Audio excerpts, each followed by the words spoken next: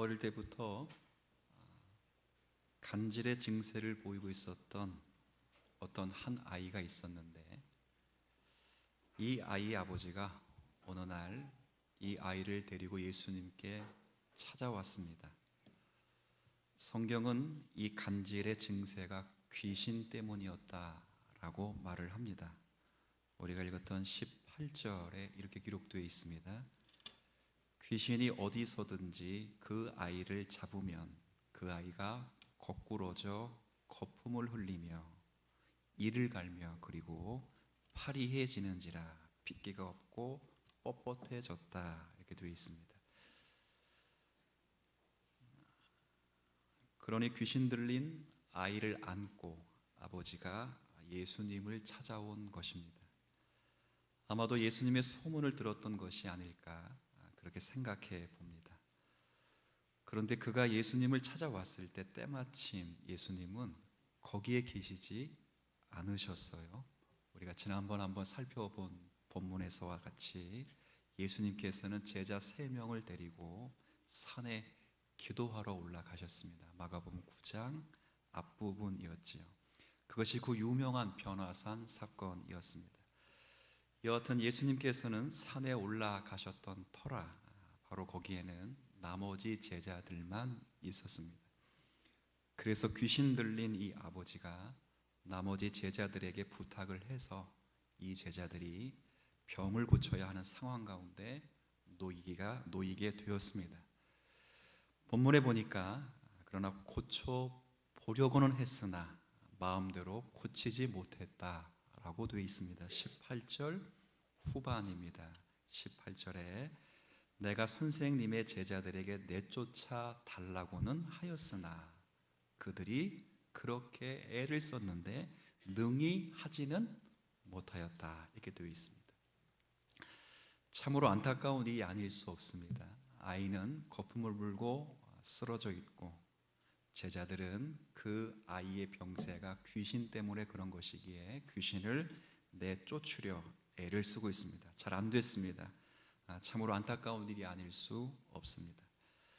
동시에 사실 이 본문은 이해가 잘 되지 않는 본문이기도 합니다. 왜냐하면 제자들은 이미 예수님께로부터 귀신을 쫓아내는 권세와 병을 고치는 권세를 이미 받았고, 실제 경험적으로도 예수의 제자들은 귀신을 쫓아내며 병든 자를 고친 적들이 있었습니다. 예수님께서 12를 제자로 삼으시고 그 제자를 전도를 위하여 둘씩 보내시면서 이미 귀신을 내어 쫓으며 병든 자를 낫게 하는 권세를 주셨습니다. 그래서 그 결과로 마가복음 6장 앞에 부분에 보면 이런 말씀이 기록되어 있어요. 제자들이 나가서 회개하라 하고 전파하고 많은 귀신을 쫓아내며 많은 병자가 기름을 발라 고쳤더라라고 되어 있어요. 제자들이 나가서 복음을 전했습니다. 회개하십시오. 예수를 믿으십시오. 그분이 우리의 구원자이십니다. 라고 복음을 전할 뿐 아니라 그 복음의 대상이 예수이신 그분이 참된 주님이 되신다는 것을 깨닫게 하기 위하여 여러 이적들을 베풀었는데 귀신이 쫓아내지며 병자들이 고침을 받게 되었던 일들이 있었습니다. 그러나 무슨 일인지는 모르겠는데 오늘 본문에 보니까 막상 귀신을 쫓아내고 그 아이를 치료하려 하자 전혀 자기의 뜻대로 되지를 않았던 것입니다. 여러분, 이쯤 되면 우리에게도 질문이 생깁니다. 어떤 질문이 생기냐면 왜 제자들이 못 고쳤을까? 그런 질문 한 번쯤은 해보지 않겠어요? 분명 귀신을 쫓아내는 권세도 받았고 병을 고치는 능력도 받았습니다. 많은 경험을 가지고 있습니다. 경험보다 더 중요한 게 어디 있습니까? 어떤 의사를 찾아가도 그 병을 많이 고쳐본 의사를 찾아가지 않겠습니까? 경험은 굉장히 중요합니다. 그런데 왜 못 고쳤을까요? 궁금하기 이를 데 없습니다. 그래서 많은 분들이 궁금해하다가 아주 훌륭하다고 생각하는 답을 찾았는데 그 답을 신비롭게도 오늘 읽은 성경 본문을 통해서 찾아냈습니다. 볼까요? 오늘 이 내용의 결론 부분이기도 합니다. 자, 29절 한번 같이 읽겠습니다. 이르시되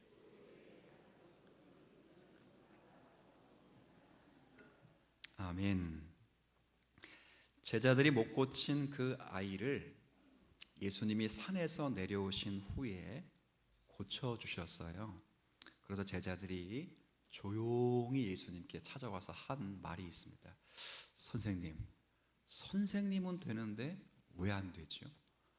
아니, 어제까지 됐는데 왜 안 되죠? 분명히 해봤고 많이 경험했는데 왜 안 되죠? 라고 물으니까 예수님 뭐라고 대답했다고요? 뭐가 없어서? 예, 그렇습니다. 기도는 굉장히 중요한 거예요. 여러분이 하나님을 예배하고 말씀 들을 때, 어떤 거룩한 소원이 있을 때 우리 기도해야 됩니다. 먼저 이런 은혜가 여러분 가운데 있게 되길 제가 진심으로 축복을 드리겠습니다. 말씀 듣기 위해서, 하나님 앞에 거룩한 소원이 이루어지기 위해서, 하나님을 알기 위해서 기도해야 되죠. 그런데 저는 성경을 어릴 때부터 읽으면서 이 본문에 대해서 많은 궁금증을 갖고 있었습니다. 어떤 궁금증을 갖고 있었냐면, 과연 제자들이 이 아이를 고칠 때 기도를 정말 안 했을까? 저는 그렇게 생각하지 않습니다. 이 아이의 병을 고치려면 이 병은 무엇이 들려서 지금 병이 걸린 거라고요? 귀신을 쫓아내는데, 죽기를 하는데 기도의 형식을 빌어서 쫓아내지 않는 법은 없습니다. 그냥 이렇게 자동으로 갖다 머리만 들이대면 쫓아내는 게 아니고, 25절에도 보면 예수님도 그 아이의 병을 고치게 귀신을 쫓아내실 때 기도의 형식을 빌어서 쫓아냈습니다. 저는 이 예수의 제자들이 분명 기도했었을 것으로 봅니다. 문제가 좀 심각해지죠. 그러면 예수님 분명 기도 외에는 이런 유가 나가지 않는다고 말씀했는데, 그럼 저들이 기도를 안 했다고 보면 참 쉬운데, 그 본문이 짧으면 돼. 본문이 길단 말이에요. 길면서 우리가 합리적 의심으로 이 제자들이 기도를 안 한 것은 아니었기에 과연 오늘 본문을 통해서 무엇이 문제되었는가 생각해야 됩니다. 그래서 오늘 이 답변을 한번 좀 찾아보고 우리들이 유념할 교훈으로 삼고자 합니다. 이 답을 좀 찾기 위해서는 29절의 결론의 말씀이 어디와 연결되었는지 좀 이해해야 돼요. 예수님은 이 끝의 결론의 말씀을 이미 중간에서 한 번은 가교 역할로 점검해 주신 구절이 있습니다. 19절 말씀이 예수님께서 이 기도를 무엇과 연결시켜 주고 계시는지를 분명히 해줍니다. 19절 같이 한번 읽어볼까요? 19절 여러 번 좀 읽어주세요. 시작. 대답하여 이르시되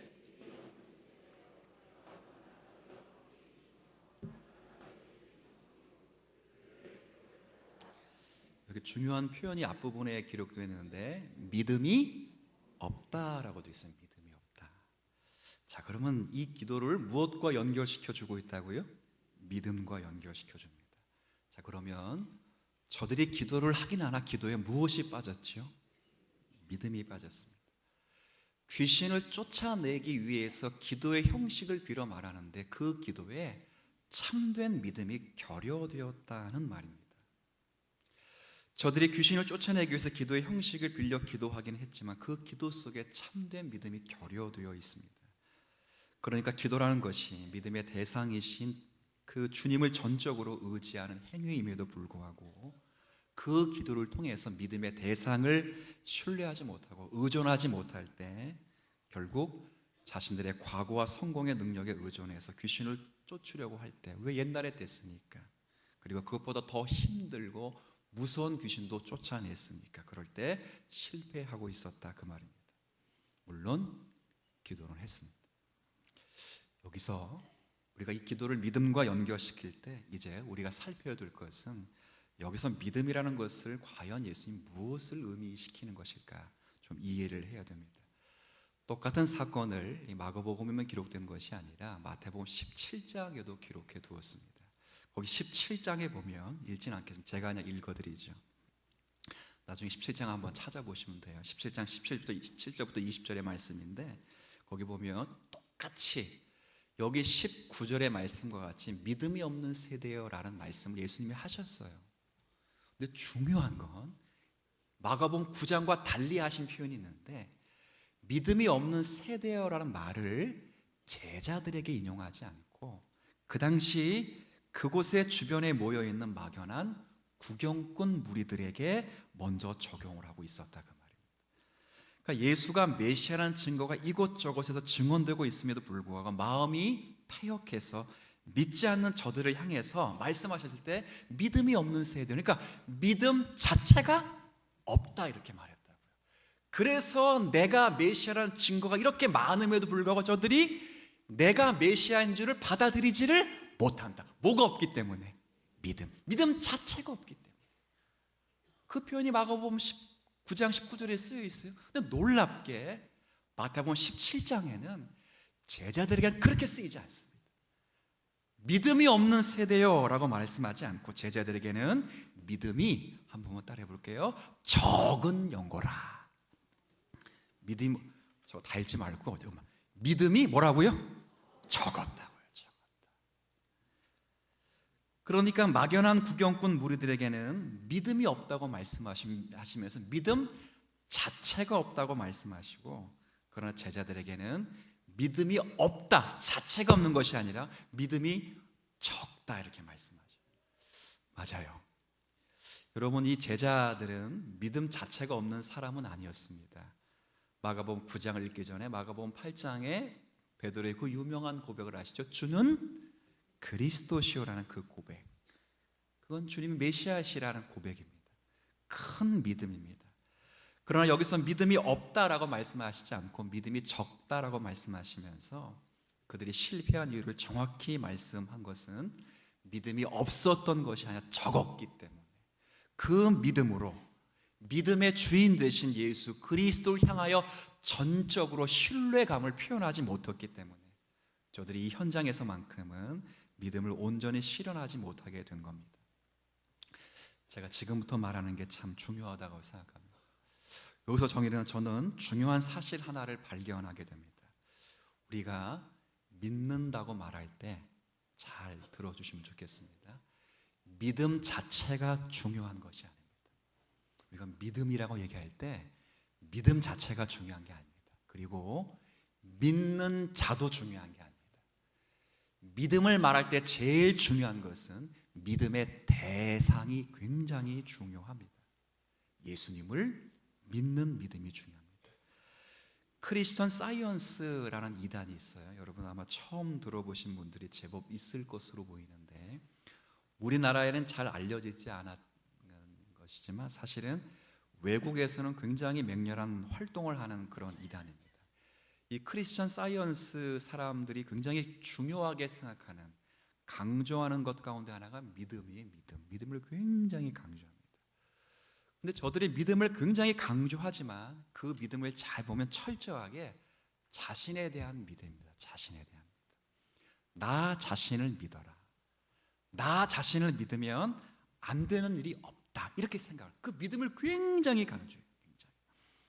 제가 이렇게 이야기하면 잘 이해가 안 될 수도 있는데 오늘날 이런 이단들이 굉장히 우리 주변에 굉장히 많습니다. 보수 교단에서 수년 전에 불온서적으로 등재를 시켰던 조엘 오스틴의 긍정의 힘이라는 책이 있습니다. 우리가 분명히 언급했습니다. 그건 성경과 전혀 관계가 없다. 그게 바로 크리스천 사이언스 이단에서 나오는 자기 자신을 신뢰하라는 겁니다. 얼마나 많은 복음이 그렇습니까? 감사하게도 미국에서도 이제 조엘 오스틴의 긍정의 힘을 불온서적으로 분리해두고 감사하게 그렇게 지내고 있습니다. 성경은 그런 믿음을 강조하지 않습니다. 자신에 대한 믿음이 아닙니다.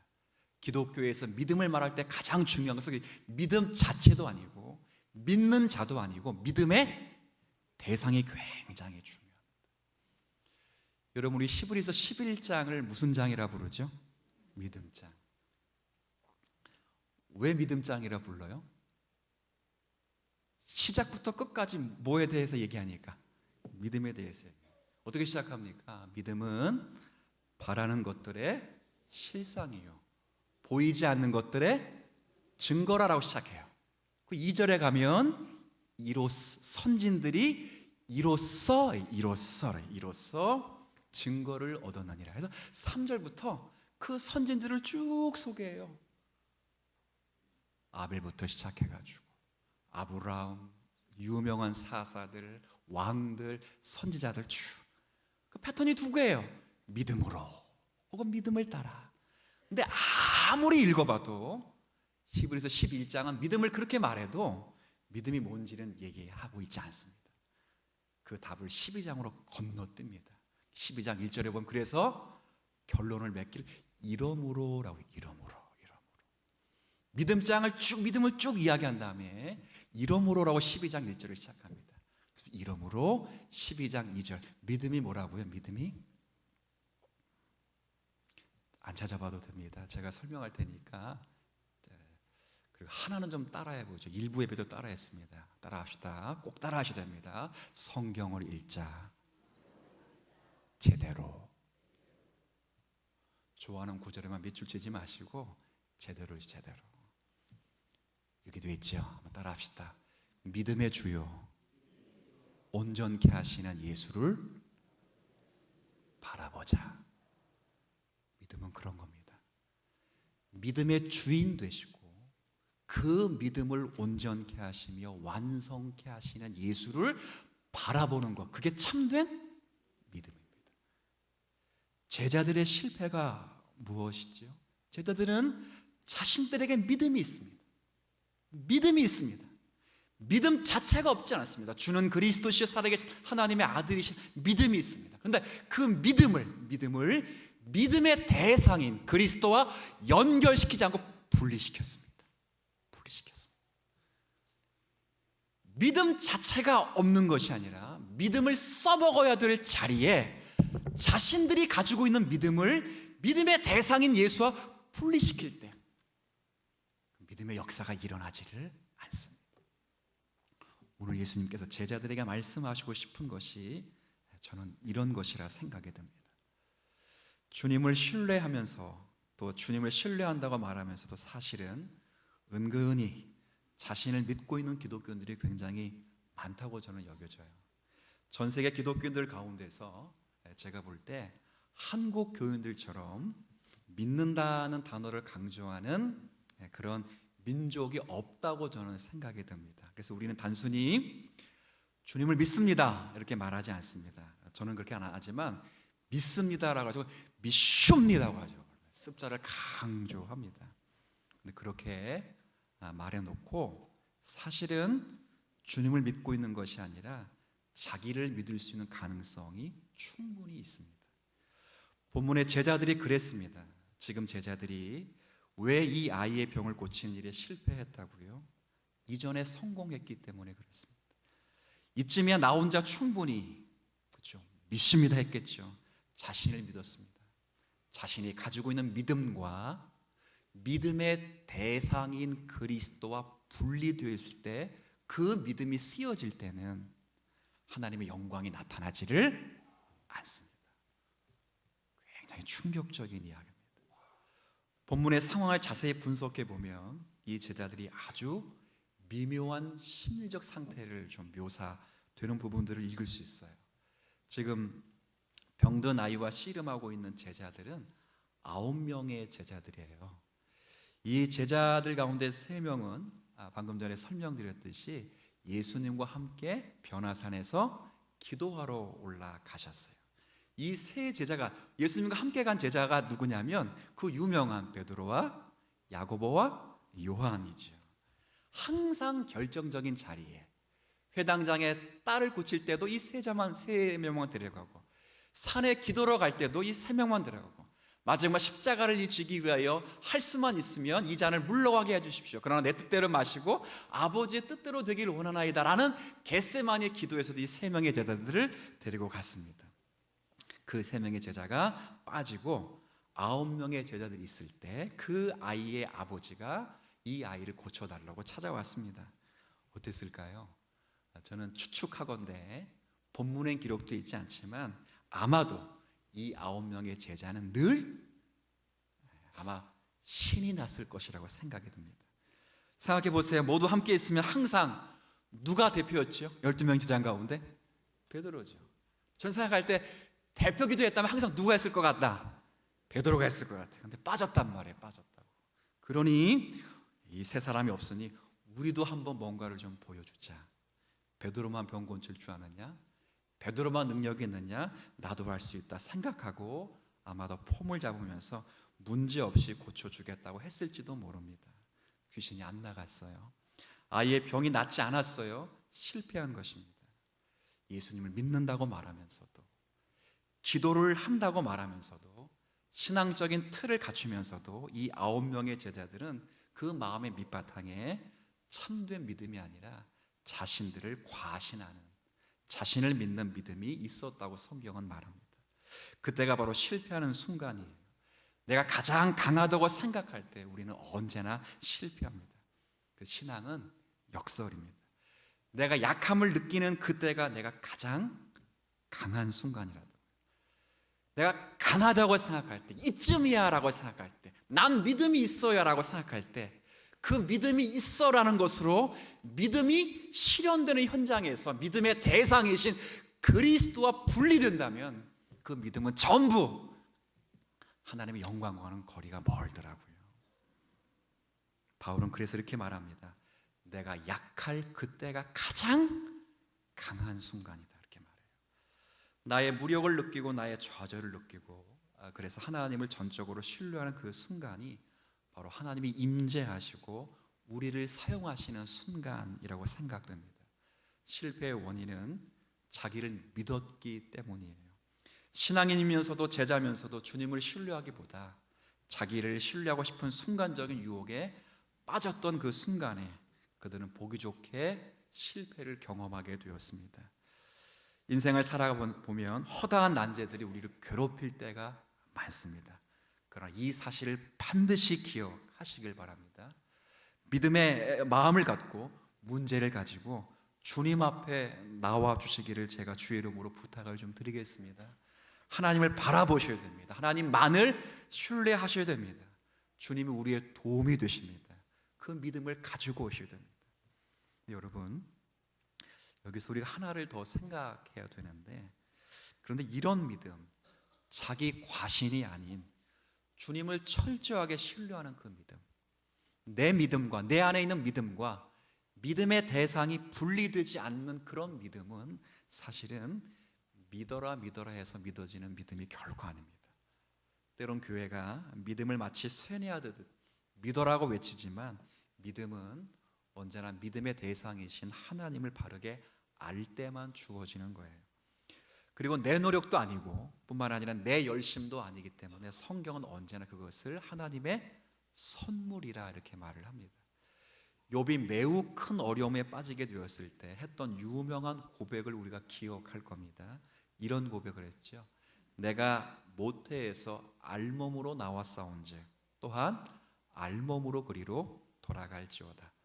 주신 이도 여호와시요 거두신 이도 여호와이시니 여호와의 이름이 찬송을 받으실지어다 이렇게 말했어요. 우리는 욥의 고백처럼 다 알몸으로 왔다가 알몸으로 가는 존재들입니다. 그렇죠? 아무것도 가지고 온 것이 없기에 사실 갈 때도 아무것도 가지고 가지 않습니다. 심지어 알몸으로 태어난다 할지라도 그 알몸 역시 우리 스스로가 만들어낸 것이 결코 아닙니다.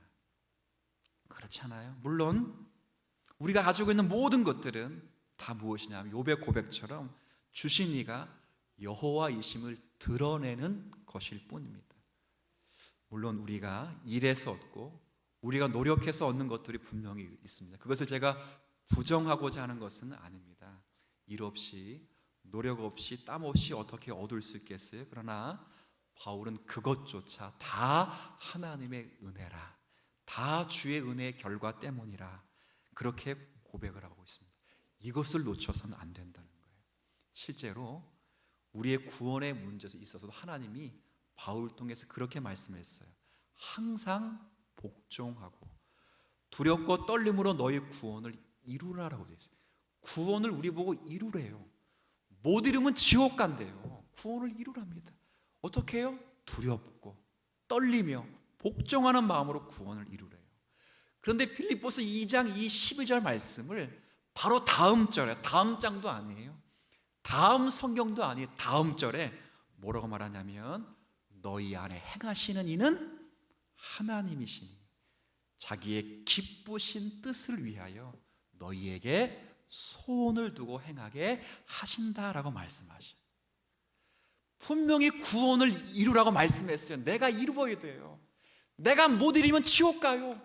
근데 그 다음 절에 너희가 구원을 이루라고 말해놓고 뭐라 그러는데 너희 안에 행하시는 이는, 구원을 이루시는 이는 여호와 하나님이시니 그렇게 말씀하세요. 비록 우리가 하는 것 같지만 그렇게 할 수 있도록 하나님의 은혜가 앞선다는 거예요. 만약 하나님의 은혜가 앞서지 않는다면 우리에게는 결과물이 없어요. 이것이 우리의 존재성입니다. 결국 믿음은 이런 의미에서 내 쪽에서 출발하는 것이 아님을 아셔야 합니다. 내 노력도 아닙니다. 내 수고와 내 열심도 아닙니다. 아니 어떤 것도 내 쪽에서 출발하지 않습니다. 모든 것이 그분으로부터 출발하기에 결코 그분 앞에서 자랑할 수 없는 것, 그렇기 때문에 겸손할 수밖에 없는 것, 그것이 하나님 앞에 우리의 존재성입니다. 때문에 모든 하나님의 백성들, 저와 여러분들은 하나님 앞에 취해야 될 자세는 오직 하나예요. 이 아버지의 고백과 똑같습니다. 24절 우리의 기도 제목으로 읽고 한번 고백하죠. 24절입니다. 함께 읽겠습니다. 곧 그 아이의 아버지가 소리를 질러 이르되 내가 믿나이다. 아멘. 무슨 말이에요? 내가 믿습니다. 그러나 접속사가 있어요. 그러나 나의 믿음 없는 것을 또 도와주세요. 이해가 되세요? 이해가 돼야 됩니다. 내가 믿는다고 고백할 수 있어도 그 믿음으로도 부족합니다. 완전하지 않습니다. 제자들이 놓친 게 그거예요. 난 믿습니다. 그렇게 해봤습니다. 그러니 난 완전합니다.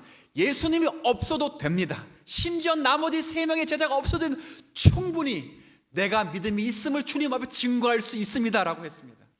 그러나 주님이 가르치는 것이 뭡니까? 너에게 믿음이 있다는 걸 부인하지 않는다. 그러나 그 믿음이 써먹어지는 그 현장에서 믿음의 대상인 그리스도와 연결되지 않고 분리되면 그 믿음은 참된 믿음이 될 수 없다는 거예요. 무서운 겁니다. 무서운 겁니다. 그래서요, 믿음이 있습니다. 난 믿습니다. 그러나 믿음 없음을 도와달라고 요청할 수 없는 자인 게 우리들의 현실이라고요. 믿지만 내가 믿는 믿음도 온전하지 않기 때문에 믿음의 주인 되시고 믿음을 온전케 하신 예수를, 그게 믿음이라고요. 믿음이라고요. 기도할 때도, 말씀을 들을 때도, 병자를 치유할 때도, 봉사할 때도 그렇게 믿음과 믿음의 대상이 분리되지를 않아야 합니다. 제자들이 무너진 곳이 바로 이 시점입니다. 그래서 마지막 예수님의 결론의 말씀이 기도가 바로 이런 내용을 담고 있는 형식이 되어야 됩니다. 기도 자체를 안 했다는 것이 아니라 이 기도가 너희들이 가지고 있는 그 믿음이 믿음의 대상과 연결될 수 있도록 붙잡아라 라는 하나님의 메시지입니다. 나의 무능함을 하나님 앞에 인정하는 자세, 하나님만이 우리의 능력을 구할 수 있는 하나님이 되신다는 것, 인간의 낮아짐을 구하는 것. 기도는 믿는 자의 능력이 아니라 믿음의 대상이신 하나님의 능력을 구하는 것입니다. 자, 그런 의미에서 우리 교회 성도들이 하는 말 중에 제가 주의해야 될 표현 비로소 하나 알려드리죠. 우리 성도들이 많이 이런 얘기 하더라고요. 최선을 다해라. 최선을 다했는데도 불구하고 안 되면 하나님께 도움을 구하라. 맞죠? 네, 여러분, 이 말은 결코 성경을 따라 사고하는 생각이 아닙니다. 우리는 주께서 붙잡으시지 않으면 아무것도 할 수 없는 존재입니다. 때문에 부족분만 하나님께 도움을 구하는 것이 아니라 모든 일에 하나님께 도움을 구해야 됩니다. 그렇기 때문에 성경에 뭐라 그러죠? 항상 기도하라라고 되어 있습니다. 구약 잠언의 표현을 빌면 뭐라 말합니까? 범사의 그를 인정하라라고 합니다. 한순간도 죄함 없이 그분을 인정하라는 거예요. 그래서 하나님을 붙잡도록 기도해야 돼요. 기도한다는 것은 내 힘으로 할 수 없다는 것을 인정하는 겁니다. 여러분, 제가 오래전에 설교를 하면서 그런 말씀을 드린 적이 있어요. 금식은 뭔가? 금식 기억나신 분 계세요? 금식은 갑자기 성스러워 보이고 하늘에서 내려온 천사처럼 얼굴이 금식은 힘을 빼는 겁니다. 이해가 되시는가요? 거룩한 소원이 있어서 그 소원을 쟁취하기 위해서는 힘을 빼면 안 됩니다. 힘을 길러야 됩니다. I can do, you can do, 으쌰 내가 능력 주시는 모든 걸 할 수 으쌰 그렇게 돼요. 힘을 쫙 뺍니다. 왜 그렇게 빼지요? 구약의 금식을 살펴보세요. 구약의 금식은 개인이 하지 않습니다. 구약의 금식은 이스라엘 백성들이 합니다. 언제 하지요? 주체가 누구인가를 분명히 해야 될 시점에 어김없이 금식합니다. 이 싸움을 싸우는데, 나라와 나라의 싸움을 싸우는데, 이 싸움의 주체가 누구신가를 분명히 하기 위해서 선지자들이든 제사장이든 왕이든 백성들 앞에서 선포하는 게 뭐라고요? 금식입니다. 금식입니다. 기도는 그렇게 하는 것입니다. 내게는 해결책이 없고 오직 하나님 당신께만 해결책이 있습니다를 절박하게 고백하는 행위가 금식입니다. 주체가 누구냐는 것을 분명히 하는 것입니다. 이것이 우리에게 필요합니다. 예수님의 제자들이 왜 실패하는지를 명심하셔야 돼요. 자신이 하려 했다고요. 자신 안에 믿음이 있다고 말할 때 그 믿음이 믿음의 대상과 분리되어서 믿음이 써먹어져 있다고요. 그래서 그 믿음을 조작할 수 있다고 생각했고, 심지어 그 믿음의 근원이 자신으로 착각을 했어요. 주님이 그것을 허락하지 않습니다. 제가 무섭더라고요. 제가 목사가 되어서 제가 믿음이 있으니까 성경 보고 믿음이 있으니까 설교하지 않습니까? 근데 이 믿음을 써먹는 설교의 자리, 믿음을 써먹는 목회의 현장에서, 그 믿음을 써먹는 믿음의 자리에서 그 믿음이 믿음의 대상인 주님과 연결되지 않으면 전부 자기 자랑이 돼. 자기 자랑. 장로님들도 마찬가지일 거예요. 장로님이 왜 하나님 기름 부어 세웠죠? 목양을 하도록 기름 부어 세우세요. 목양. 성도를 목양하도록 세웠다고요. 그래서 장로들에게 요청하는 건 믿음이에요. 믿음. 근데 이 믿음이 제자들에게 믿음과 똑같이 될 수 있어요. 난 믿음이 있어. 믿음이 있다고. 근데 그 믿음이 써먹어지는 현장에 믿음의 대상과 분리되면 그 믿음은 여전히 써먹어지는데, 그 현장은 주님의 임재가 나타나는 것이 아니라, 하나님 역사가 이루어지는 것이 아니라 전부 누구 과신으로 간다고요? 자기 과신으로 간다. 내가 목사라서 두렵더라고요. 그래, 예수님이 십자가를 지기 전에 말씀하고 싶은 게 그거였어요. 내가 하늘 보좌 우편에 가면 너희들을 못 볼 것이다. 근데 기억하라, 내가 없다고 해서 그 믿음이 너희들이 만들 것으로 착각하지 말아라.